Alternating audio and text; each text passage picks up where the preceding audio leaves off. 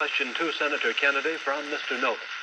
Senator Kennedy, in connection with these problems of the future that you speak of and the program that you enunciated earlier in your direct talk, you call for expanding some of the welfare programs for schools, for teacher salaries, medical care, and so forth, but you also call for reducing the federal debt. And I'm wondering how you, if you're president in January, would go about paying the bill for all this. Does this mean that I did not advocate reducing the federal debt because I don't believe that you're going to be able to reduce the federal debt very much in 1961, 2, or 3. I think you have heavy obligations which affect our security, which we're going to have to meet. Therefore, I've never suggested we should be able to retire the debt substantially or even at all in 1961 or 2. Senator, I believe in one of your speeches you suggested that reducing the interest rate would help toward... No, not reducing the interest. Reducing the interest rate, in my judgment, the hard money, tight money policy, fiscal policy of this administration has contributed to the slowdown in our economy, which helped bring the recession of 54, which made the recession of 58 rather intense, and which has slowed somewhat our economic activity in 1960. What I have talked about, however, the kind of programs that I talk about, in my judgment, are fiscally sound. Medical care for the aged, I would put under Social Security. The Vice President and I disagree on this. The program, the Javits-Nixon or the Nixon-Javits program, would have cost, if fully used, just $600 million by the government per year and $600 million by the states. The program which I advocated, which failed by 5 votes in the United States Senate, would have put medical care for the aged in Social Security and would have been paid for through the Social Security system and the Social Security tax. Secondly, I support federal aid to education and federal aid for teacher salaries. I think that's a good investment. I think we're going to have to do it. And I think to heap the burden further on the property tax, which is already strained in many of our communities, will ensure, in my opinion, that many of our children will not be adequately educated and many of our teachers not adequately compensated. There is no greater return to an economy or to a society than an educational system second to none. On the question of the development of natural resources, I would pay as you go, in the sense that they would be balanced and the power revenues would bring back sufficient money to finance the projects in the same way as the Tennessee Valley.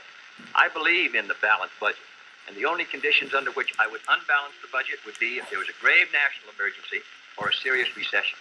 Otherwise, with a steady rate of economic growth, and Mr. Nixon and Mr. Rockefeller in their meeting said a 5% economic growth would bring by 1962 $10 billion extra in tax revenues. Whatever is brought in, I think that we can finance essential programs within a balanced budget if business remains orderly. Yes, I think what Mr. Novin is referring to was not one of Senator Kennedy's speeches, but the Democratic platform, which did mention cutting the national debt.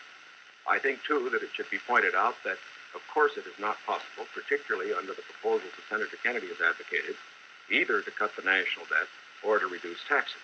As a matter of fact, it will be necessary to raise taxes. As Senator Kennedy points out, that as far as his one proposal is concerned, the one for medical care for the aged, that would be financed out of Social Security. That, however, is raising taxes for those who pay Social Security. He points out that he would make pay-as-you-go be the basis for our natural resources development. For our natural resources development, which I also support incidentally, however, whenever you appropriate money for one of these projects, you have to pay now and appropriate the money, and while they eventually do pay out, it doesn't mean that the government doesn't have to put out the money this year. And so I would say that in all of these proposals Senator Kennedy has made, they will result in one of two things. Either he has to raise taxes or he has to unbalance the budget.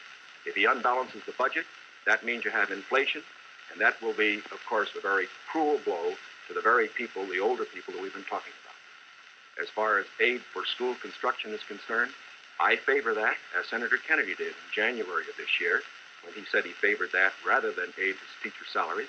I favor that because I believe that's the best way to aid our schools without running any risk whatever of the federal government telling our teachers what to teach. The next question to Vice President Nixon from Mr. Warren. Mr. Vice President, you mentioned schools. It was just yesterday, I think you asked for a crash program to raise education standards. And this evening you talked about advances in education. Mr. Vice President, you said it was back in 1957 that salaries paid to school teachers were nothing short of a national disgrace. Higher salaries for teachers, you added, were important, and if the situation wasn't corrected, it would lead to a national disaster. Yet you refused to vote in the Senate in order to break a tie vote when that single vote, if it had been yes, would have granted salary increases to teachers. I wonder if you could explain that, sir. Awfully glad you got that question because, as you know, I got into it at the last of my other questions, wasn't able to complete the argument. I think that the reason that I voted against having the federal government pay teacher salaries was probably the very reason that concerned Senator Kennedy when in January of this year, in his kickoff press conference, he said that he favored aid for school construction, but at that time did not feel that there should be aid for teacher salaries. At least that's the way I read his remarks. Now, why should there be any question about the federal government aiding teacher salaries? Why did Senator Kennedy take that position then? Why do I take it now? We both took it then, and I take it now for this reason. We want higher teacher salaries. We need higher teacher salaries.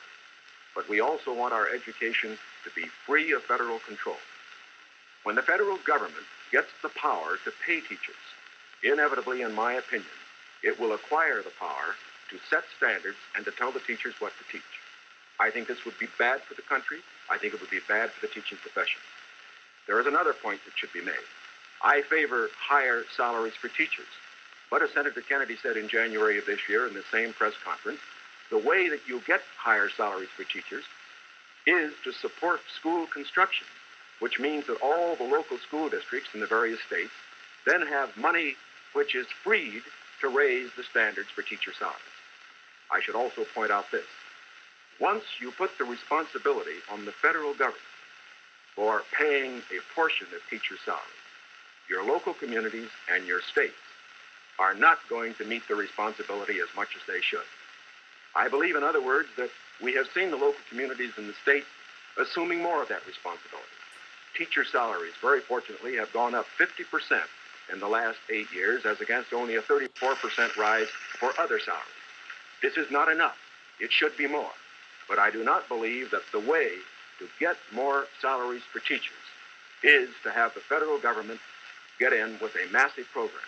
My objection here is not the cost in dollars.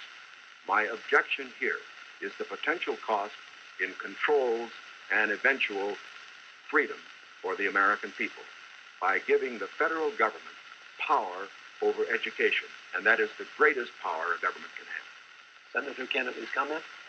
When the Vice President quotes me in January 60, I do not believe the federal government should pay directly teacher salaries, but that was not the issue before the Senate in February. The issue before the Senate was that the money would be given to the state.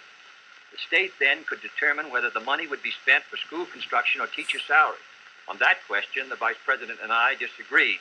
I voted in favor of that proposal and supported it strongly because I think that that provided assistance to our teachers for their salaries without any chance of federal control. And it is on that vote that Mr. Nixon and I disagreed, and his tie vote defeated. His breaking the tie defeated the proposal. I don't want the federal government paying teachers' salaries directly, but if the money will go to the states, and the states can then determine whether it shall go for school construction or for teacher salaries, in my opinion, you protect the local authority over the school board and the school committee. And therefore, I think that was a sound proposal, and that is why I supported it, and I regret that it did not pass. Secondly, there have been statements made that the Democratic platform would cost a good deal of money, and that I'm in favor of unbalancing the budget. That is wholly wrong, wholly in error, and it is a fact that in the last 8 years, the Democratic Congress has reduced the request for the appropriation by over $10 billion. That is not my view, and I think it ought to be stated very clearly on the record. My view is that you can do these programs, and they should be carefully drawn within a balanced budget if our economy is moving